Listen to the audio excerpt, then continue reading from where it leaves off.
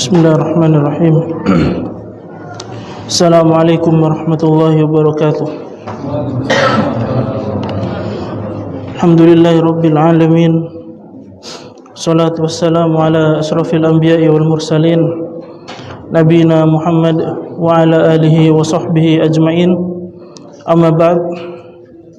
Alhamdulillah, segala puji bagi Allah Subhanahu wa taala sudah memberikan pada kita kesehatan dan juga waktu luang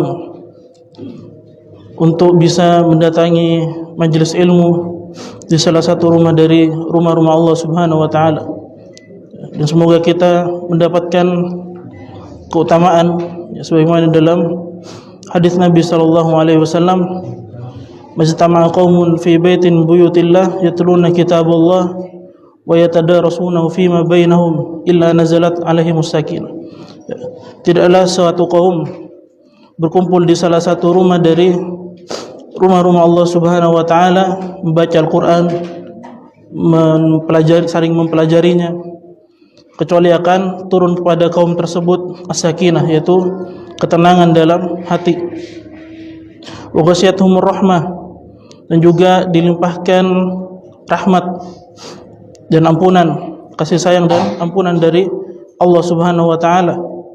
Wa hafathumul malaikah, dan juga para malaikat menaunginya, mengelilinginya. Syuhadaan, kata para ulama, sebagai saksi di sisi Allah Subhanahu wa taala. Karena apa?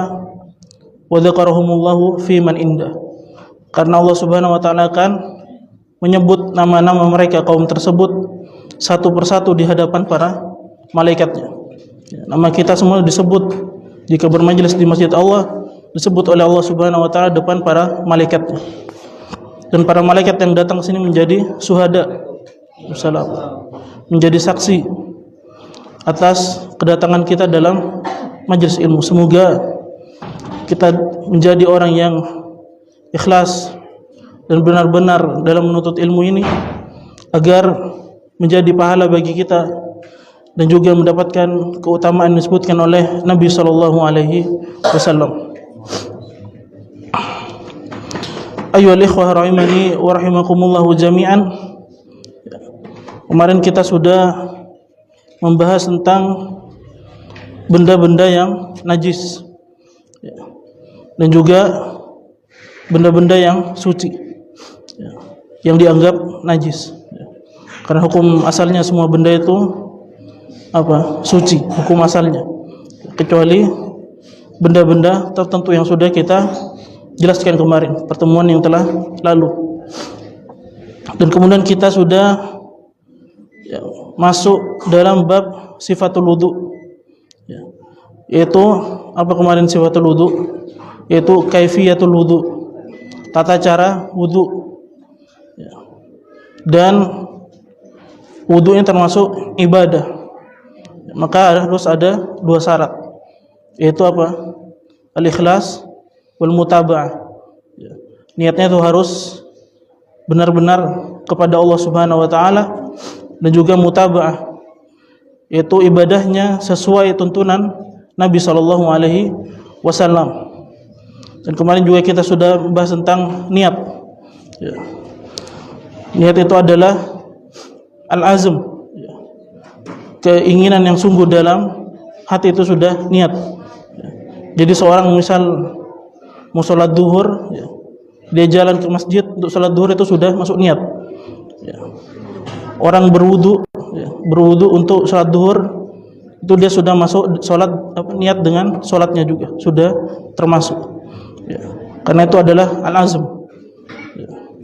Dan niat ini ada tiga tugas. Ada tiga tugas dari niat.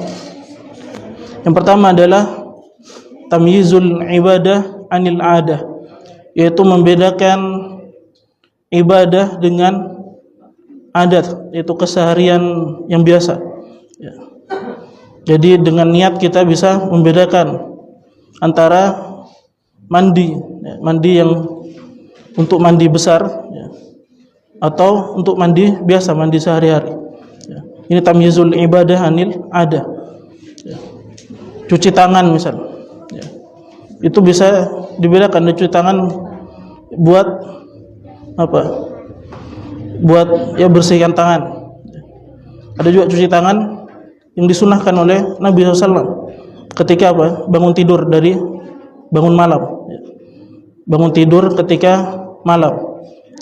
Kalau bangun tidur siang qailulah maka tidak disunahkan. Tidur bangun malam. Bahkan sebagian ulama mengatakan wajib mencuci tangan setelah bangun tidur malam. Jadi tugas pertamanya niat adalah tamyizul ibadah anil adah, membedakan perkara ibadah dengan perkara yang biasa, keseharian kita biasa. Dan tugas yang kedua adalah tamyizul ibadah anil ibadati al-ukhra, membedakan ibadah satu dengan ibadah yang lainnya. Misalnya ada orang sholat sunnah atau sholat 2 rakaat di masjid ketika subuh, itu tidak bisa kita bedakan antara ya kalau secara zahir dia sholat wajib atau sholat sunnah subuh, ya. Maka yang membedakan itu adalah apa? Niat orang tersebut, ya. Niatnya. Jadi ini tugas niat yang kedua adalah membedakan ibadah dengan ibadah yang lainnya. Kemudian yang ketiga adalah, dan ini yang paling penting, yaitu tamyizul maksud bil ibadah, membedakan al maksud, tujuan, bil ibadah, dalam ibadah. Tujuan itu adalah apa? Yang kita ibadahi, yaitu Allah Subhanahu wa ta'ala. Kalau seorang muslim, maka jelas satu yang kita tuju, yaitu apa? Allah Subhanahu wa ta'ala. Dan ini yang disebutkan oleh para ulama akidah dengan apa? Al-ikhlas. Tugas niat yang ketiga ini adalah al-ikhlas, yaitu benar-benar niatnya itu sama penuntut ilmu datang ke majelis ilmu. Yang satu niatnya apa? Mungkin cuma pengen ketemu temannya, atau apa? Qadarullah ke masjid, ada majelis ilmu. Tapi ada yang benar-benar memang sungguh datang dari rumah, niat.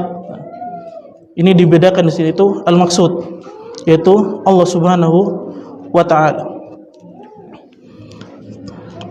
Jadi niat di sini ada 3 tugas, dan itu syarat, ya, syarat dari seluruh ibadah yang apa kemarin, yang ada as-sihhatu wal fasad, ya. Ibadah yang bisa terjadi di dalam ibadah itu sahih dan fasad. Jadi ibadahnya tuh ada rukunnya, ada wajibnya, ada sunnahnya, ada pembatal-pembatalnya. Ini maka syaratnya adalah, syarat pertama adalah niat, ya, seperti wudu, sholat, puasa, umroh, haji. Itu syarat pertamanya adalah niat, ya. Sebagaimana dalam hadis Nabi SAW, innamal a'malu binniyat, ya. Sungguhnya amal itu bergantung pada niatnya. Wa innamal likulli imri'in ma nawa, dan setiap orang itu tergantung terhadap niatnya.